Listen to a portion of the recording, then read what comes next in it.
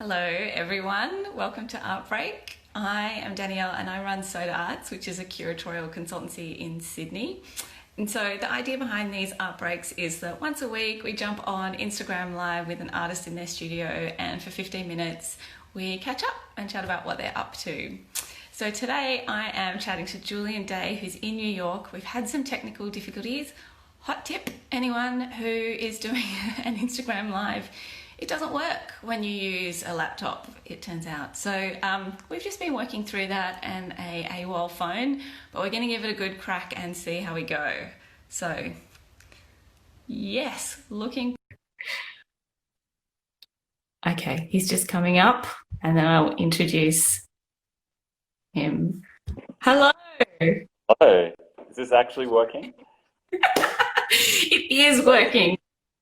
I know. But that's okay. I think people are very forgiving of these things because it's just a weird world. So you've definitely got this lovely kind of romantic haze about you. Yeah, that's because I'm using my most craptacular phone technology. It's not the fact that we're on opposite sides of the planet. And also I had to half an hour to try and find my phone when we discovered that phone was going to be the one. So hopefully it gives a nice kind of aura. Maybe it'll dissolve the ravages of time.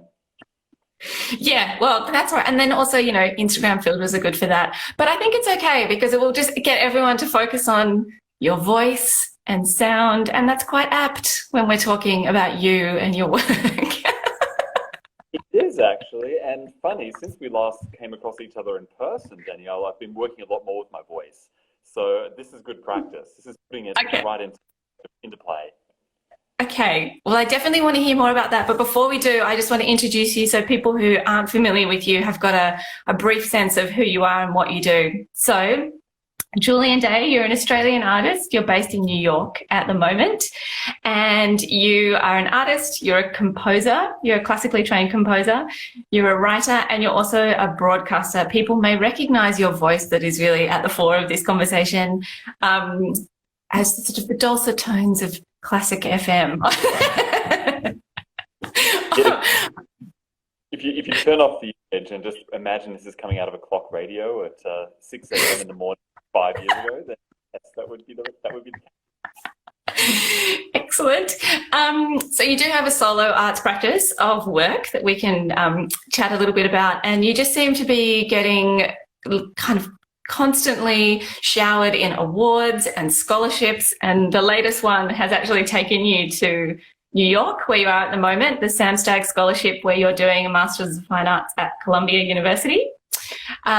You have a really enviable CV as an artist. I'm just going to prattle off a couple of the places that you have exhibited: the Tate Modern, Whitechapel Gallery, the Royal Academy of Music, Cafe Oto, Mass Moco, the Australian Centre for Contemporary Art, the Queensland Art Gallery of Modern Art, the Institute of Modern Art, Art Space, and Sydney Opera House. So you have really scaled the heights of the art world, as I said, from when we first met 10 years ago with a little fringe arts festival called Safari with the wonderful Nina Stromkvist. You just, obviously, that was just a fantastic launching pad. I mean, that is actually really true. I have to throw it right back at you. That kind of relentless, shameless CV building that I've been doing since we first met is really thanks to you. I mean, you gave me and about 19 or 20 other artists who are trying to break into being artists a huge leg up. So thank you. And it's been a pretty fun ride this past 10 years or so. Wow, well, that's very kind of you to say, and I'm sure if Nina's listening, she'll also be pretty chuffed to hear that. So you currently have work showing at the Adelaide Biennial of Australian Art at the Art Gallery of South Australia, which I'm very excited. I read it's going to reopen on the 8th of June this year, and as soon as domestic travel's available, I am getting on a plane down there. And again, I'd love to talk a little bit more about that. You're also co-director of the participatory sound project Supercritical Mass, which creates these achingly beautiful sound performances in public space. You have another project called An Infinity Room, or AIR. And yeah, I mean, I think that's enough. That's kind of gives people a good sense of the prolific person that you are. So to start off with, why don't you tell us where you are at the moment? Well, I'm sort of in like day 60, 70, 80. I've really lost count of being in my apartment in New York. Hearing that introduction made me feel a lot better about myself. You know, when you're just in a four walls with only yourself, you're going to go, who am I? What am I doing? Especially when you're in New York, because right now it's a pretty scary place to be. Certainly, if you log on to any media site, you'll know that it's not such a great place to be outdoors. But I'm really just in the tip of Upper Manhattan, the dense, smallest borough of New York City, where I've been based for 2 to 3 years. And as you say, thanks to the Samstag Museum, I've been studying here. And that's been a really powerful catalyst for thinking a little bit differently about my work and maybe going into some exciting new directions. Yep. Amazing. And so, do you want to maybe perhaps briefly talk a bit about your background? Because it is such an interesting background, and how you came to be an artist and how you're bringing all these very disparate strands together into your work today. Yeah, so I guess I came primarily from a performing arts background, which is what I can contribute to the contemporary art landscape. So it was originally a compositional and piano-based background. My roommate here in New York has gone upstate to escape the pandemic, and he's left his beautiful 100-year-old, somewhat detuned Steinway piano. So I'm kind of really getting back to my roots at the moment and hammering out some detuned chords. I also had a little bit of a diversion in terms of the art practice into a curatorial direction for about a decade or so, which was working on ABC radio, as you mentioned, and it was primarily picking a lot of very interesting sound that came across my desk and inviting people to join me on the mic and to tell us all about this really extraordinary world of contemporary music and experimental sound practices. After a while, I got a little bit itchy to get my hands dirty and to kind of start making work again. And so that's really been the case in the last 5 to 10 years, is slowly shifting from initially being a composer to being a broadcaster to kind of working a bit more broadly in contemporary art. And the very kind words you said about the project Supercritical Mass is kind of at the nub of what I do, at the heart of what I do, which is to find ways to meet new people and to find connection points with people that I personally don't necessarily have any connection to. We may be completely different people, different cultural backgrounds, different linguistic approaches, different ages, different gender, etc. But to use what I know best, which is chatting to people and using really elemental stripped back forms of sound to find those points of overlap between us and to lean in and create hopefully some transformative sound experiences. We've been doing these in very different public places, parks, libraries, museums, streets, anything that has a complex civic function where we tend to come together and do something, whether it's collective or disparate, but where the meaning of that action can have some deeper resonance. Mm. And I guess just, oh no, I was just going to say, with Supercritical Mass, I guess, is there one project that really stands out for you as the kind of, just a really memorable Supercritical Mass project? We did a couple of works for voice about 3 to 5 years ago. It was a little spectrum of time. Not far from where our work in Safari was, in the Rocks in Sydney, which is one of the oldest kind of colonial era parts of Sydney, lots of windy, strange streets, and for a long time, social housing in Sydney. So I did 2 performances in that area with voice. One was at the Museum of Contemporary Art, which is a wonderful contemporary art space in Australia, in Sydney, in the Rocks. And another was up on the hill in Observatory Park. There's a little rotunda.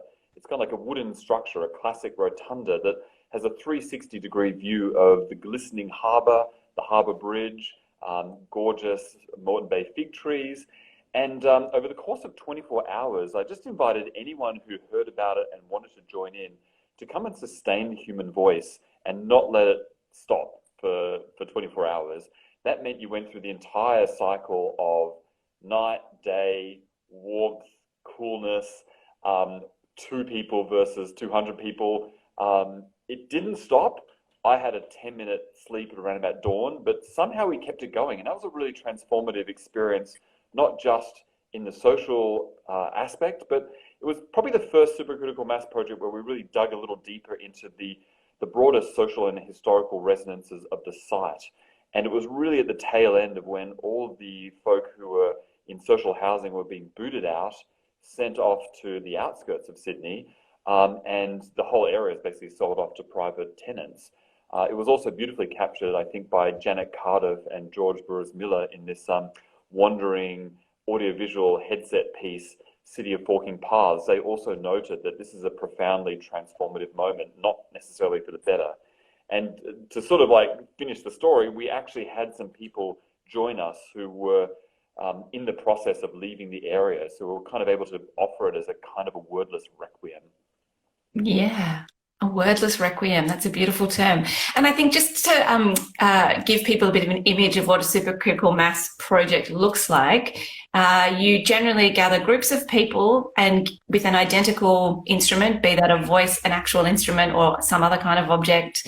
You have a basic algorithm of instructions that are, it's quite a simple framework, but it sort of sets the parameters, and then within which the performers, who are distributed throughout a space, are quite free to then operate and have some agency within this space, provided they sort of fit with the parameters you've set with them, such as, these are the particular notes, don't sort of walk beyond these sort of boundaries, or whatever it may be. And is that an accurate kind of summation? Yeah, I wish we had this conversation a month ago, because I've just thrown in like about 100, 200 arts grants, emergency COVID funding, which could possibly be the last sliver of cash any of us get in the arts for the next 12 months. And I've been trying to find a way to talk about this project, and that really sums it up very nicely. So that's pretty much the parameters of it. And I guess over the course of the last 12 years, which is how long it's been going, from its initial start at Carriageworks in 2008, the huge art centre in Sydney, right through to the most recent semi-supercritical mass performance as part of the Adelaide Biennial. The big shift, I guess, has really been to kind of find ways to really entrust this vocabulary building to my peers in the project, which is the participants from that area who have decided to join me. It's become much less composer comes up with something and gives it to people to follow, and much more this shared agency, shared responsibility, shared mutual duty of care. And that's been, I think, a significant shift and maybe growth in the project. Mm-hmm. Yes, I think so much of your work is about this kind of democratization of sound and experience and access points. And I love the way that on the one hand, there's this kind of macro communal experience that you can have, but also simultaneously these very micro personal experiences as you as an observer can wander through this kind of human forest of sound. And yes, I think anyone, if you haven't had the chance to experience one of your events or performances, keep an eye out. And in fact, you've actually got some coming up this year. Is that true? That's right. There's a few projects coming up which are in development, and I only say that because who knows how the world is going to unfold in the next 6 months. But fingers crossed, if we can put some of these into place. Actually, a sequence of works in Melbourne. Melbourne's where I grew up, and it's quite close to my hometown of Bendigo. And it's going to be a light, if all the boxes get ticked, to be able to return to Melbourne and actually invite people to participate in some of these actions around the city later in the year. I'll keep you posted, and certainly jump on my website and flick us an email if you're interested and want to join in or just experience it as a listener. Yeah, fantastic. And gosh, 15 minutes goes quickly because we're sort of coming to the end, but I did want to ask you, and I think you have an interesting perspective because you are in New York, which is it's a very different experience to the one that we're having here in Sydney in terms of corona. Like, how do you think there is a shift in sort of the value or the purpose of arts in this climate? Do you think it's just enhancing what was already there? Or, what's your sort of thoughts on that? Well, to me, being an artist is not purely about production. It's not just about making a painting, taking a photograph, coming up with a score that people can follow as a composer. It's really a kind of an overall life framework. It's kind of like, I don't have a religious background, but for me, it's a kind of a way of living that might be similar to a religion. And so just sitting here for the last 2 months, looking out this window, watching people go about their day with or without masks at 7 p.m. every night, hearing the whole street erupt into clapping, cheering, hitting things with saucepans, doing a beautiful supercritical mass type performance for 5 minutes every night, kind of collective thank you to frontline workers. I'm sort of seeing just people enacting art principles in their everyday life. There's a lot of learn about what the art world will look like here in New York. I mean, it's one of the reasons to come here, participate in this dense art matrix. Who knows what will, but I think the transformation that's in all of us sounds very broad and kind of like utopian, but I think thinking through art might be the way forward, certainly for me.